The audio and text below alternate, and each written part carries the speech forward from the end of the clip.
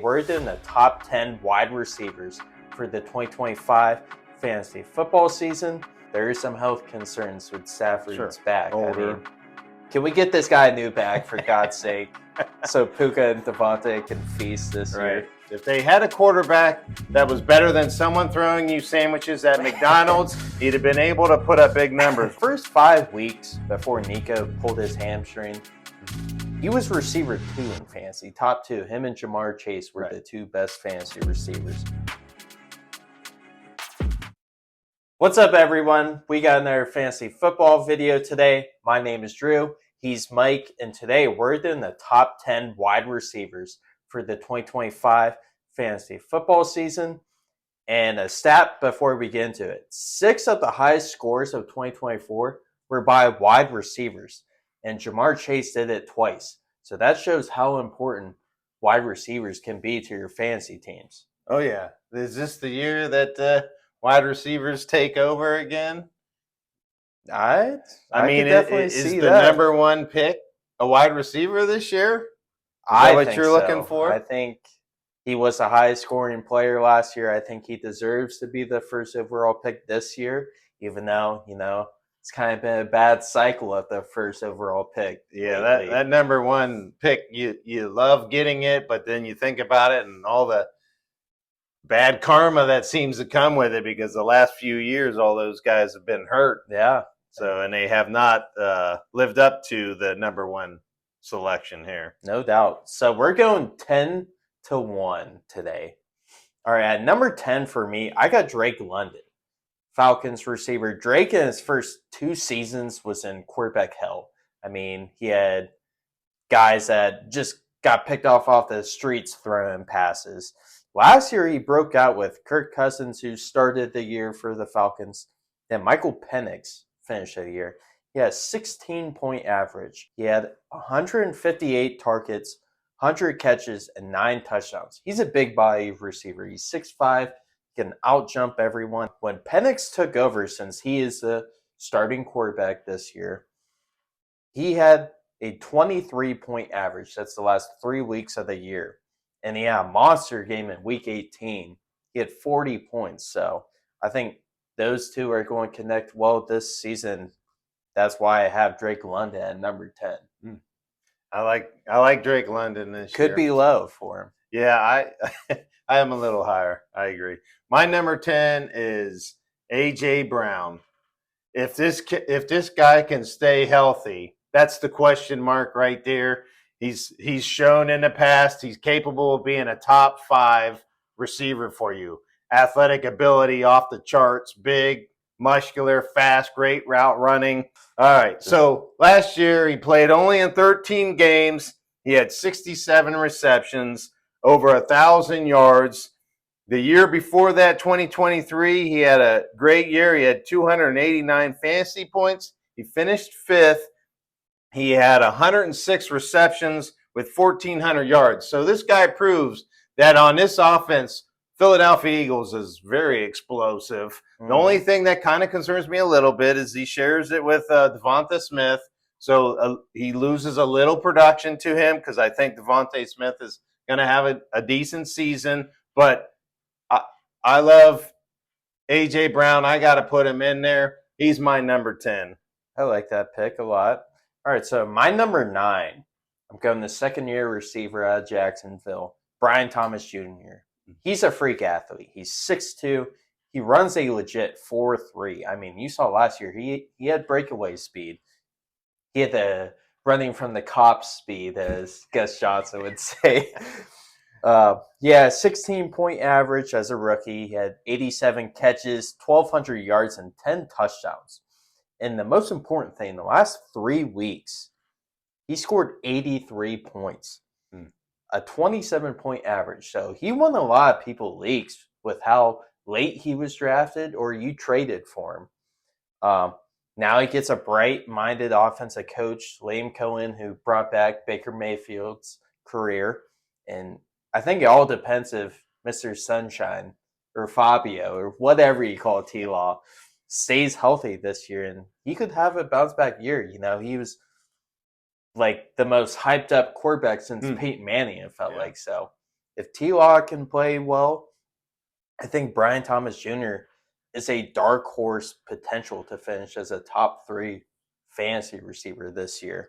Yeah, I like Brian Thomas Jr., and I think Trevor Lawrence is going to have a better year this year, I think, because I'm expecting it better because I got him a little higher than that. Mm-hmm. My number 9, I'm going with Nico Collins. Same issue as A.J. Brown. If this guy can stay healthy, he can put up big numbers for you. Last year, he played 11 games. He had 68 receptions, over 1,000 yards. You know, this guy is capable. He's another big, tall guy that can run down the field, stretch the field, and I like Nico Collins. I think C.J. Stroud's going to get it going again this year with that good connection. At the beginning of last year, he was the number 1 receiver for the first 4 weeks. Yeah. He was tearing it up. And so he's going to be my number 9. I just need him to stay healthy for the season, and he's got enough talent. He could finish definitely in that top 10 or higher. For sure. No, I like that pick a lot. So my number 8, you talked about him. A.J. Brown. I mean, elite physical traits. Last year, he only played 13 games, but he still almost got 100 targets. So that's high volume for only playing in 13 games. Has 16-point average. He's been pretty consistent in that range. You know, there was only 1 year in 2021 where he didn't have a high average. He had 13 points was his average that year. It's almost like he just forgot how to play football that year. Yeah. But now he's back. And I have a feeling the league is going to try their best to stop Saquon from running wild. They're going to try and make Jalen Hurts beat them by throwing in. AJ's elite, you know. All the corners, the players, they all speak highly of AJ Brown. I think he's one of the best receivers. I think he's due for a bounce back year this year. I agree. That's why I have him in my top 10. Talented guy, great offense. That's why he's in the top 10. You know, just stay healthy for him, and he'll lead your team to putting up good points for you. My number 8, you talked about him, Drake London. Drake London scored 280 fantasy points last year, finished 6th with the most fantasy points. And he kind of started slow, and then he started tearing it up. Mm-hmm. He had 100 catches. I like the 100 catches. That's a good mark to have in a PPR format. Over 1,200 yards, 9 touchdowns. I think, like you spoke with Penix opens up the field a little bit because he can extend the plays, which is going to help Drake out quite a bit. I'm really excited to see how the Atlanta Falcons, because a lot of people think this offense is going to be an explosive offense this year. Due for a breakout year. Yeah, sure. So I'm excited about Drake London this year. That's why I have him at 8. Yeah, it's going to be interesting to see a quarterback that could actually beat a turtle in a straight race where Kirk Cousins isn't the most mobile guy ever. Right, yeah. All right, so number 7 for me is Amon-Ra St. Brown. I mean, possession machine. All this dude is eat, sleep, and catch footballs. Last 3 years, he's been over 140 targets a season and 100 catches, so high volume. This is Jared Goff's guy. Every time it's a big down, he looks Amon-Ra's way. He has sneaky high upside. 10 touchdowns scored the last 2 years. I do think he takes a little step down because Ben Johnson left. He's not the offensive coordinator. And I think Jameson Williams could have a breakout year, and he's only getting better. Right. So Amon-Ra, I mean, he's a safe pick no matter what, but I just have to put him at 7 because I like these 6 guys a little more. Right. I agree. I mean, I have him a little higher than you as well. The guy that people are probably wondering that I dropped him down is Puka Nacua, right? It's all based on Matt Stafford's health. You know, with this back issue, that could flare up at any time and be on the sideline, and that's going to hurt, you know, his expectations. I'm going to temper him a little bit because I just worry about Stafford's health. You know, last year he missed a couple games. He had 79 receptions, 900 yards. He's capable of being a top 5 receiver because he does put up big numbers. His rookie season, 2023, this guy had 160 targets. So he puts up big numbers here. Yeah. broke the rookie record with 105 receptions, 1,400 yards a year or 2 years ago, I should say. So he's capable of putting up big numbers, but it's all relying on the health of Stafford. Now Cooper Kupp's gone, so that's going to help him out a little bit. That's why I still have him in the top 10. He's my number 7.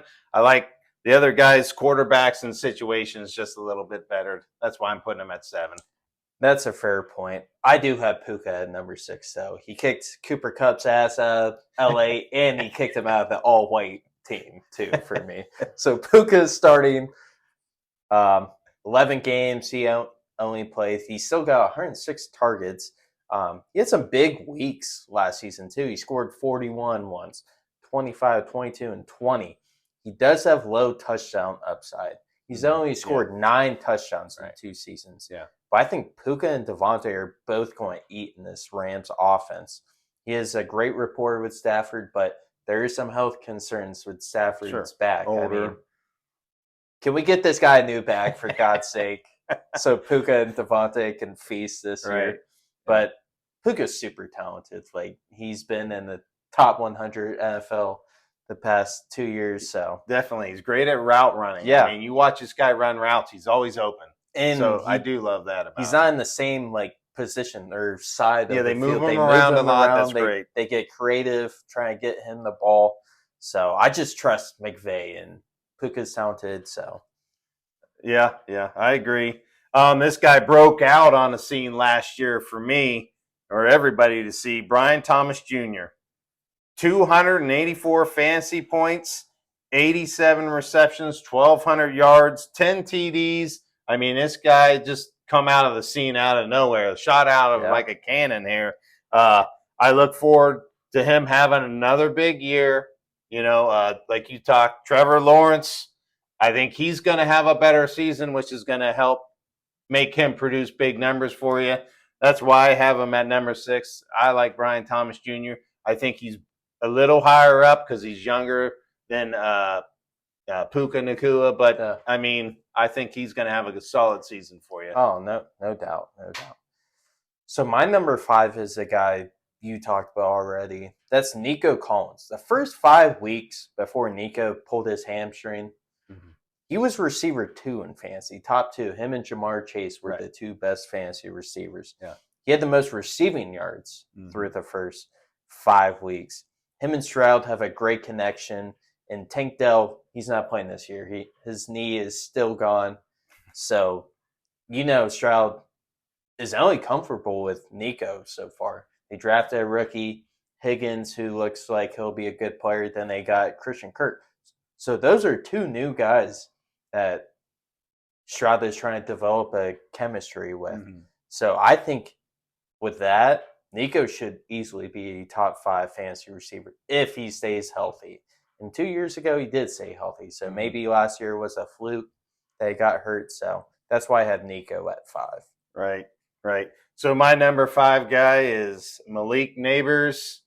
I mean, this guy had 170 targets. If they had a quarterback that was better than someone throwing you sandwiches at McDonald's, he'd have been able to put up big numbers. What he put up for you was 273 fantasy points, 109 receptions, 1,200 yards, 7 TDs. I think Russell Wilson's in town.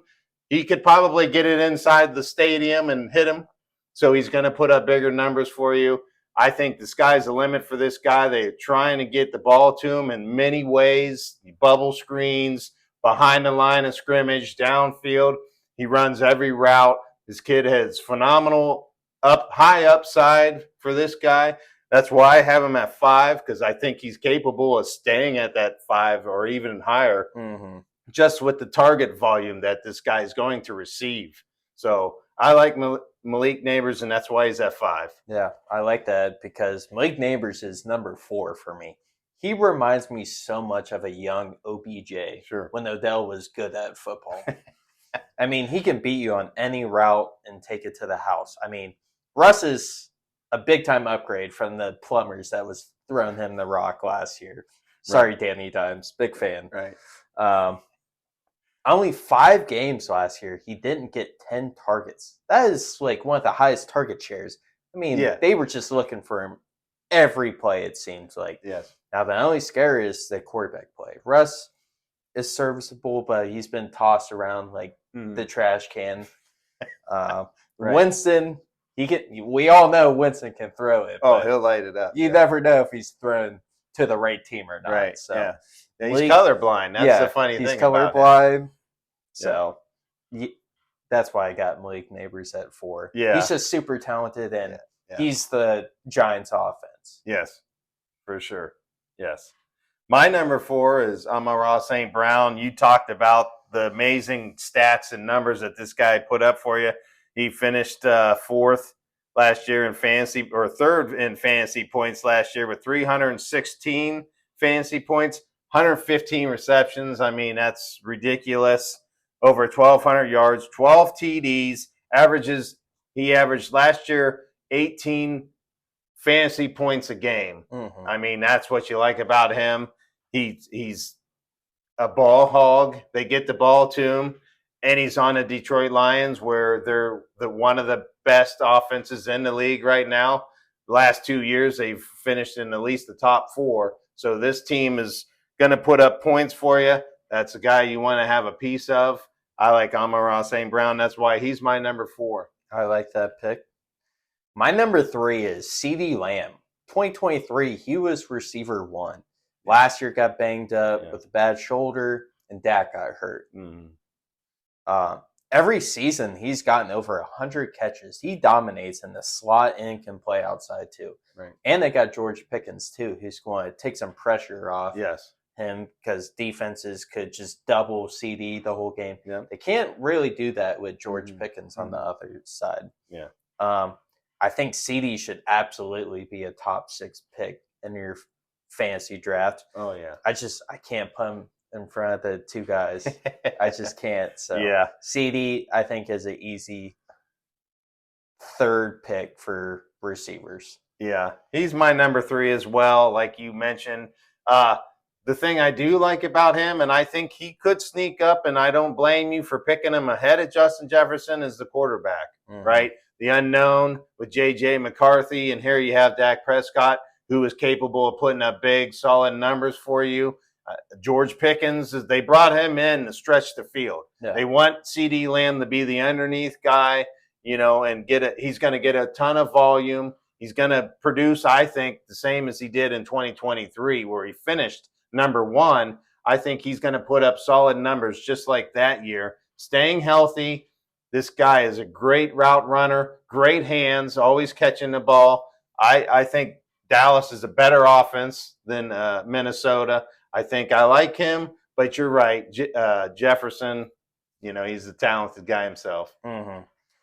So this is 1A, 1B type deal. This is like elementary school, the picking the teams. You pick the best football player, or you pick the best baseball player. It just depends on the day. But I have Justin Jefferson here. I got to put him at 2 because of the downgrade of the quarterback, what you mentioned earlier. And he doesn't score as much touchdowns as Jamar. Justin is one, if not the best route runner, which you love to hear. He has all the records for receivers in his first 4 seasons. I mean, target monster, top 5 in targets 3 of the 4 seasons. The 1 year he got hurt, missed some time. He had 103 catches, 1,500 yards, and 10 touchdowns. I think JJ could potentially be better than Sam Darnold, but I can't put him over Jamar because Jamar's chemistry with Joe Burrow puts him up a notch. But I will say Addison's going to miss 3 weeks. Yeah. So from game 1, Jay Jettis could dominate. So that's why I got to put Jefferson at 2. Yeah, he's my number 2 as well.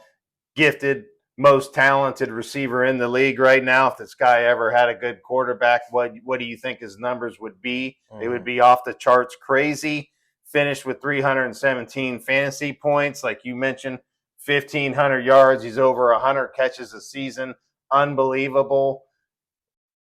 But you're right, with Addison being out, they're going to call his number, and they're going to call his number a lot. Exactly. He probably gets 15 to 20 targets a game that you love, that he's getting that looks. He's going to be open. They're going to feed him the ball. They're going to force feed him the ball all the time. I mean, you can't deny his production. This is why this guy is constantly either 1 or 2. Mm-hmm. As soon as they ever get him a good quarterback, he's your number 1 again. But yeah, he's number 2 just based on the other guy has a better offense and a better quarterback. Oh, for sure. And number 1, it's Ja'Marr Chase. We saw from the preseason game, Ja'Marr and Joe are still on the same page, and defenses can't stop him. Sure.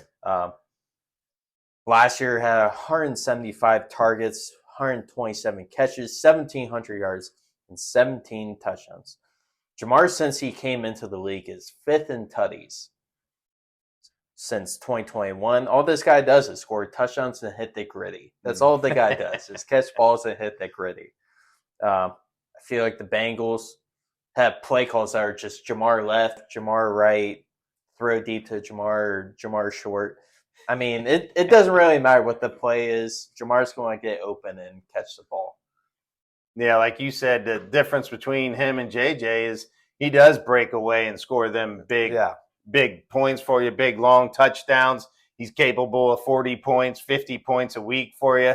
Whereas J.J. Jefferson is a guy that manipulates the ball down there, gets a high volume receptions and yards at the end of the game. But Ja'Marr Chase breaks it open at any point of the game here, you know. So with this offense, I'm not really worried about T. Higgins stealing some of his production because they throw the ball so dang much that he's still going to get his. Right. And he's going to get the bigger slice of pie here to Higgins. So, yeah, Ja'Marr Chase is without a doubt the number 1 receiver. Is he the number 1 overall? Man, I would be scared to have that number 1 pick. I know. You're about to find out here soon. Right. So, you know, you can't go wrong with Ja'Marr Chase. He's going to be a top 5 receiver at the end of the season. This guy is going to be amazing for you again, you know, so just an incredible talent. No doubt. So, honorable mention time. And I have 2 guys. My first guy is Ladd McConkey. I think he can finish in the top 15. No real competition for Ladd in this receiver room. Keenan Allen is old, and I think he got brought back to be like that locker room leader more than a fantasy player. Then Johnston, if they got this guy torpedo gloves, maybe he could be reliable and a good player for the Chargers. So Ladd, I mean, he was awesome as a rookie. I think he's going to take another step. And Jim Harbaugh, all he does is dream about getting Herbert into the Hall of Fame. So they're going to have to throw the ball to do that. And I think Ladd's going to get a bunch of catches this year. Yeah, he's I think you're going to steal all of my guys. But, yeah, Ladd McConkey is definitely finished with 153 fantasy points, got it going a little bit during the season. He's a target hog for this Chargers team. Like you said, they don't have anybody else on that team that's really going to challenge McConkey for receptions. I like him. It's a breakout year for him as well. I would definitely reach for this guy to get him on your team because I think he's going to put up that consistent fantasy scoring points for your roster. That's why he's an honorable mention for me. Then my other guy is JSN. I think he could finish in the top 15. He's such a smooth route runner and great hands. He's the great value Justin Jefferson to me. 137 targets last year. He had DK Metcalf and Tyler Lockett on the team. Now those guys are gone, and Cooper Kupp is on this team now. But he's a shell of himself. Right. Cooper Kupp next year will be trying out for the 737U team. So I don't think he's going to threaten JSN for catches and targets. So I got to have JSN in the honorable mention list. Yeah, he's the other guy I had on there as well. Like you said, 100 receptions. And both of those guys are out of town, Lockett and DK Metcalf. And now you only got one other guy, Cooper Kupp, that's in town. JSN's going to get fed the ball a ton. You know, they're gonna fill this guy up with chicken nuggets throwing the ball to him. He's going to have a great season. He's a guy that I like a lot. He's another honorable mention guy. I think he's going to be like Ladd. He's going to keep consistently scoring fantasy points for you. He's going to be that 10 to 12, maybe 14 pops off for a 20 spot for you during the week. I like that from a flex play kind of guy. That's what these guys are, flex players. Yeah. If not a receiver too. A receiver too, yes. Absolutely. So 2 quick sleepers I have. Emeka Ibuka. I feel like everyone's starting to get the buzz about Emeka. Yeah. He's on a great offense that throws the ball a lot. Sure. I mean, all they're doing is praising this guy. He can play outside, inside. Yeah. Doesn't really matter. And Godwin could miss the first few games. Right. So if Mecca makes an impact early, they're not going to have this guy on the sideline. Right. They're going to keep him out there. For sure. Yeah, I agree with that 100%. Usually when guys come off of a ACL or anything kind of injury like that, their first year back, they're kind of slow out the gates, and they don't have that big, solid producing year, meaning Chris Godwin. Yeah. I think Emeka Ibuka is in line to have a wide receiver 2 scoring season for you in fantasy. I think he's going to be solid. He looks great already, and they're happy and excited about him. So I think they're going to make some plays for him on the field. Yeah. A very deep sleeper is a guy that you could probably pick in your last round of your draft is Marvin Mims Jr. This is a guy that's a playmaker for the Broncos. He's receiver 2 on this team. I mean, I think Bo Nix and him were starting to get the connection going. He scored over 50 points the last 2 weeks. He's a deep threat, and they can put him in all different areas where he can make plays for the Broncos. I agree. He's definitely a flyer type guy for you. Like you said, them last couple rounds, when you filled your roster and you're looking for somebody to break out for you, Marvell Mims is an awesome pick. I definitely agree with you there. I think he's one of those guys that has opportunities galore with Bo Nix out there. Bo Nix proved that he's a solid, decent, manageable quarterback in this league. So Marvell Mims is a good pick. Why are you saying Marvin? Marvin. All right, guys, that's going to wrap up the video. Thank you guys so much for watching. Please leave a comment down for us. We'd love to hear how you're feeling about the receivers or what slot we had them at. Please, if you enjoyed the video, give it a like. If you're new here or you haven't subscribed, please do so. I mean, it's super easy. We really appreciate it if you did so. Yeah. Let us know that number 1 pick. Are you taking Jamar Chase or someone else? Yeah. But all right, guys, we'll see you next time. Peace.